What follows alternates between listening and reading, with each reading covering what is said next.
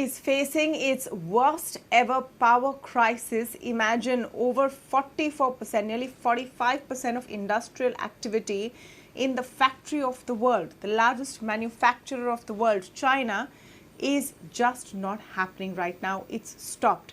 The energy crisis is so bad that at least 20 provinces are seeing massive power cuts. It's even reached the homes of people, and these are being put in place for broadly two reasons. One is that China has ambitious targets for decarbonization. They want to keep their emissions low, and they've promised that they'll keep their emissions low.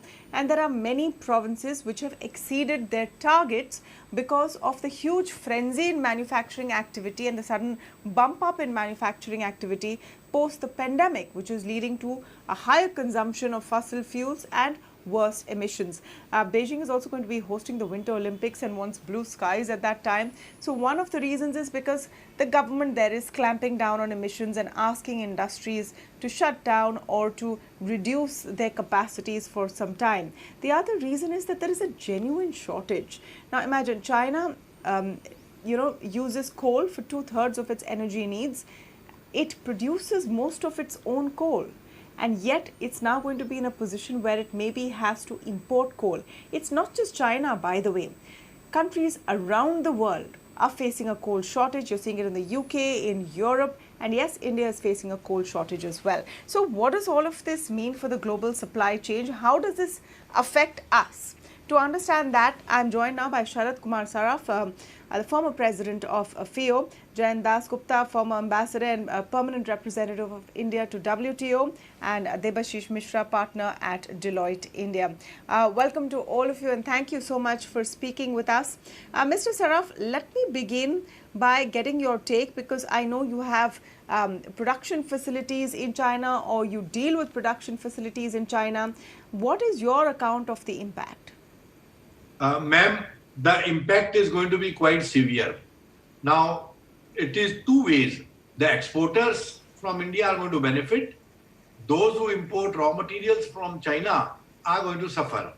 Now, the situation is like this. The starting of this crisis is, as you rightly mentioned, was about the thermal power plants and the coal emissions. They were going way beyond coal emissions.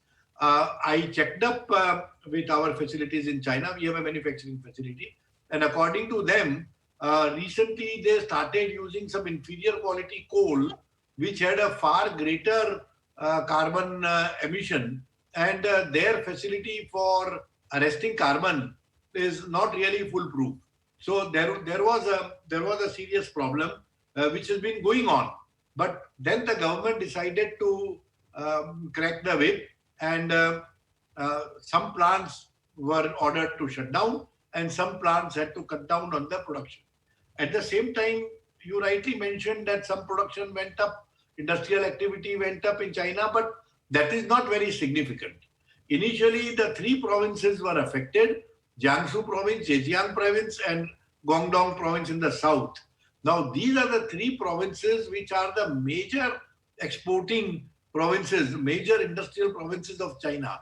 And this is a major, the factories were asked to shut down for 6 days a week. So that was the initial situation, which continues today. Now, as you rightly mentioned, it has spread over 20 provinces, and most of them are along the east coast going north. I spoke to some people in Tianjin near Beijing, and they said that their province, they've been asked to shut down for 2 days a week. So some provinces are 2 days a week. There are also some provinces with 3 days a week shut down. But we are fortunate. We are located in Anhui province, which is next to Jiangsu. We have not been asked to shut down, but we have been told to restrict the use of electric power in our factory. They have given some number, and we had to restrict within that number. Having said that, this is seriously going to affect not only the Chinese economy, but it will have a repercussion worldwide. Now, our exporters will benefit because a lot of orders will start flowing our way.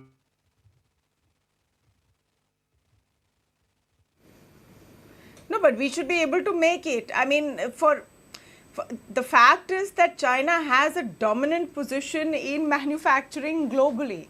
Every country today may be thinking that, if the Chinese can't provide this, we will. We have our own coal shortage to deal with. I want to understand this a little better. Jayant Dasgupta, is this seeming more like a very assertive and controlling government cracking down simply because they have targets to meet and they want to show the world? There's an important climate change meeting that is going to take place in China, just in some time from now, and they want to make sure they hit those numbers when world leaders come in. Plus, as I mentioned in my opening comments, they want to make sure that the Winter Olympics has blue skies. Could it be that they will enforce such a widespread energy crisis just to make the targets? There are quite a few reasons, some of which you have already mentioned, Tamanna ji. One of them is, of course, the very strict standards which the Chinese are trying to adopt to meet their carbon emission targets, because they have set a target of 2030, by which time their carbon emissions will peak. And 2060 is the date by which they want to become carbon neutral. That is zero emission overall. Now, that is one thing. The second aspect is they are importing 90% of the coal for their thermal power plants, which account for more than 2/3 of their energy production. That comes from coal, 90% domestic coal. 10% they used to buy from Australia. Now they have put an informal ban on Australia, so they are not importing. But they are importing increasingly from Russia, Mongolia, and Indonesia. They may now look towards buying from the US, Canada, South Africa, and Colombia.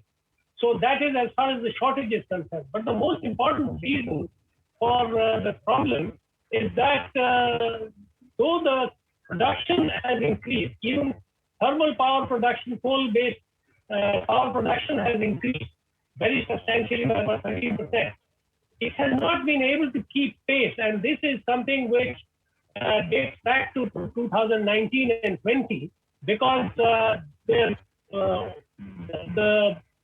planning that they had to do about fresh investments in power generation, that has not taken place in adequate measure.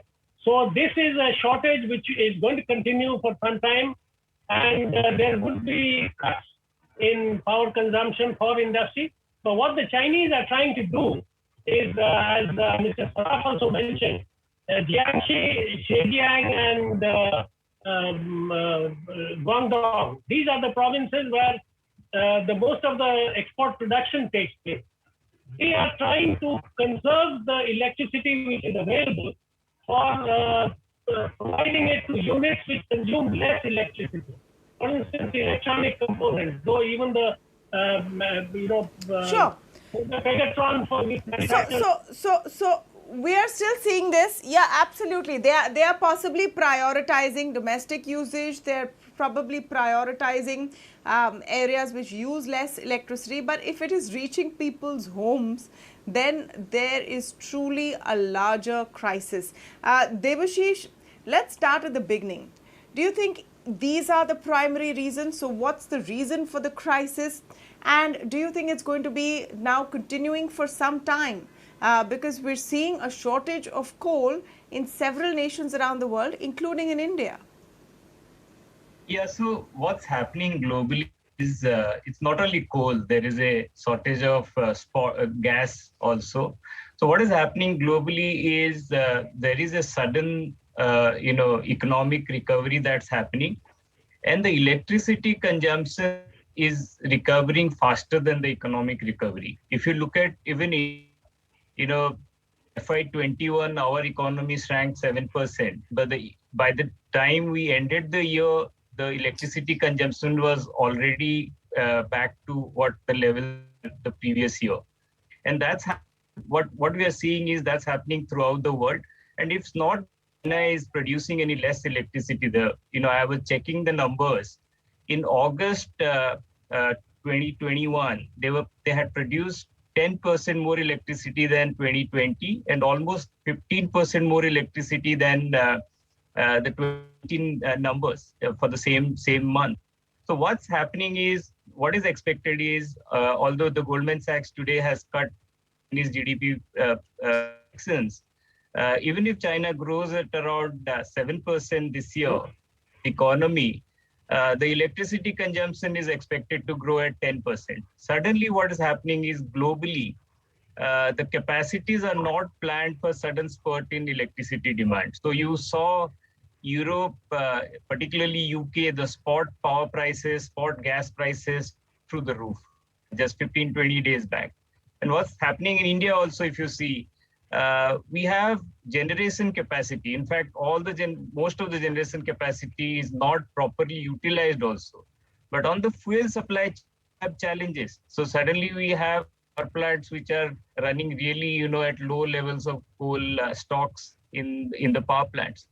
So what probably happened in China is a similar situation. You have to also realize that out of the globally consumed coal of around 8 billion metric ton, China consumes almost 4 billion tons, which is almost 50% of the global coal consumption is only in China. And as it's been mentioned that, their climate commitment is still 60. This is sudden demand spurt, and they're not able to manage on the supply side.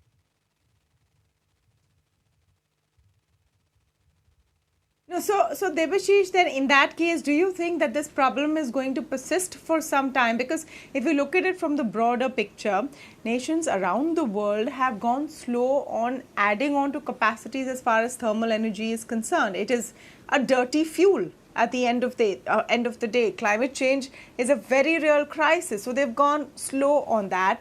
There are targets that all countries have set, and China is one of the biggest polluters in the world. So it's great if they want to stick to those targets. But on the other hand, alternate options for fuel have not been developed to that extent. So this seems like something which will be an endemic issue for some time. Exactly. So, the world is going through this energy transition. Although, there is so much of excitement about renewable energy. If you look at India, China, India is dependent, 75% of our power comes from thermal coal. China is still, like you mentioned in your opening, almost 67-68% of their power comes from thermal coal. Although in last few years, most of the capacity addition is happening in the renewable, India's only 11% of our power comes from renewable sources. China's only in 16%. So what is happening is, during this transition, if the demand at around 4-5% for economies like ours, we can manage the system. But suddenly, if demand grows at 13-14%, what is happening in India on the power sector, renewable will not step in. It's not designed for that, and it is intermittent. Till the battery technologies have commercial viability, renewable power comes when sun is shining or wind is blowing. So that's the energy transition, and the world will see, a decade of this kind of intermittent pain because of this energy transition. Wow, a decade of transitory pain is what Debashish is speaking about. Jayant Dasgupta, what does this mean for the world in terms of first of all, global supply chains, which are anyway under pressure? Container charges have gone up, shipping anything anywhere has become more expensive, crude prices are up, commodity prices are up, and add to it now the Chinese power crisis, maybe worse than the Chinese Evergrande crisis. So what is the impact that you really see on global trade, and how do you think the story moves from here? How will the world respond?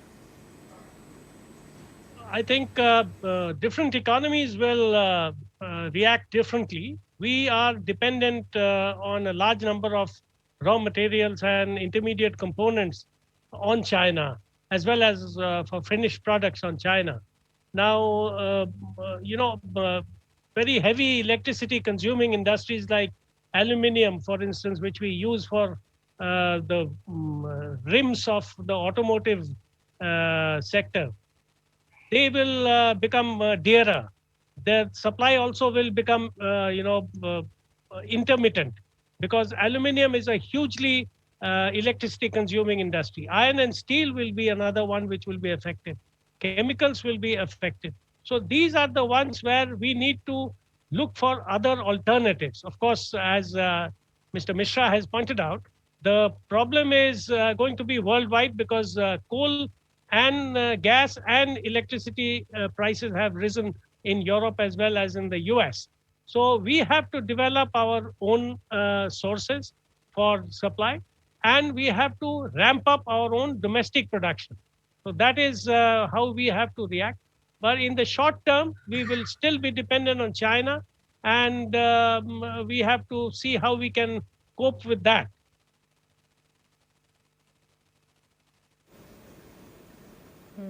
Mr. Saraf, what is the immediate impact that you see will happen? What are the sort of products and commodities which will become dearer, whose prices will shoot up because of this energy crisis? You see, we are already seeing the commodity prices going up. We are seeing that the bulk drugs, the raw materials for the pharma industry is shooting up. We are seeing coal prices going up already. So there is already an effect within a week. It's only a week that this crisis have really bloomed, have come to such a pass. But I believe that this crisis is going to continue at least till end of December. There seems to be no immediate cure in China to contain this. So we may have to face severe shortages of the products on which we were totally dependent on China. And even in case of several chemicals and lot of industrial raw material, we are dependent on China. I don't think the finished products, the toys and consumer goods and so on, are going to make a big dent, because those anyway would have replacement, and the importers will find a solution to get. A lot of furniture was being imported from China. So what the hell? So it will come from somewhere else, or it will probably be made in India. But my worry is about the industrial raw material. So that is going to be definitely affected. And it is a pity that we did, in spite of the call for Atmanirbhar Bharat, our industry did not, rise to the occasion when we had this problem in Galwan and we had the problem in LOC in Ladakh.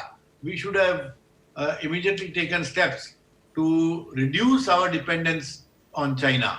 But somehow I think the economy was not favoring the production of those items. But now we will probably be forced. And coupled with so many other issues in China now, like this Evergrande problem, the cascading effect of Evergrande default is going to be severe. And we have seen the action being taken on several large business houses in China. So I find that the whole mood in China at the moment is very shaken up, and this is really not good for the economy in the world as a whole. And we, of course, are dependent on China in more ways than one. So we need to watch very carefully at least next few months. Yeah.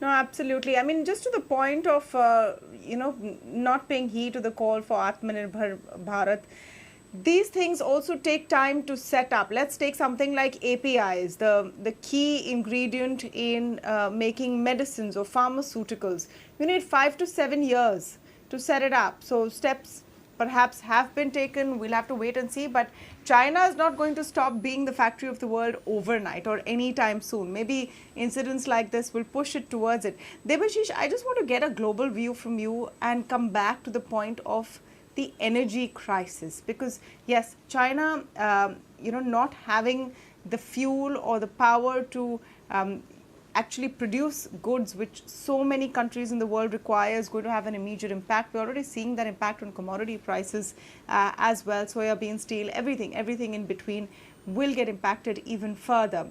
But right now, globally, you are seeing bizarre situations of a gas crisis, say in the UK, in different parts of Europe, and as we mentioned before, coal shortages in India, which have not started hitting yet, but may soon. About 60% of the capacity in India has about a week's worth of supply. What are going to be the solutions for this?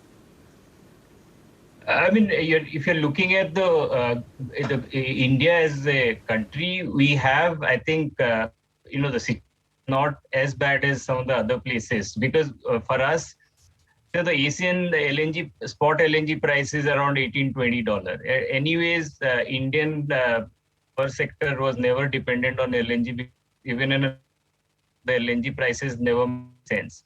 So for us, thankfully, it's like kind of godsend. Last few weeks, both wind and solar has been pretty good, unlike here. And in India, 80% of the coal is still supplied by Coal India, and in a crisis like this, production of coal is not the big challenge. It's actually the transportation and taking them from the mine to the power has been the challenge. And in this kind of crisis, India always will find a way to make sure that the power plants get that replenishment soon. What will not happen is probably, that 200 million tons of coal, which were thermal coal, which was being imported, and we had plans to place it, that will probably get extended. We'll still manage the crisis in terms of managing our, the energy situation. Globally, what will happen is countries which are dependent on external sources for their fuel, they will go through possibly a pain during this period, because this pandemic recovery, once the vaccination is being extended, it's coming back quite swiftly. There is pent-up demand. There is demand. You look at Indian export numbers also. Almost like YTD around 40% plus growth in export numbers. So obviously somebody is consuming after the the economies are opening up. So probably this will settle down in a couple of months, and any in the Western economy, OECD countries, the demand as usual, normal demand is pretty muted. They don't these kind of spurts, so that's the problem with kind of economies. Our situation will also probably get normalized in a couple of quarters. All right. The big message out of this also is that as we pledge to move to a cleaner world, to try and stem some of the damage of the climate crisis, we have to really think hard whether we've provided those alternatives. The fact that some of the largest countries in the world right now are still very heavily dependent on coal, that the renewable energy sources have not yet become as stable as to cut the dependence on coal is a matter of concern, and that is being highlighted very clearly through this Chinese power crisis. Thank you to all of you for joining us on the first big discussion this evening.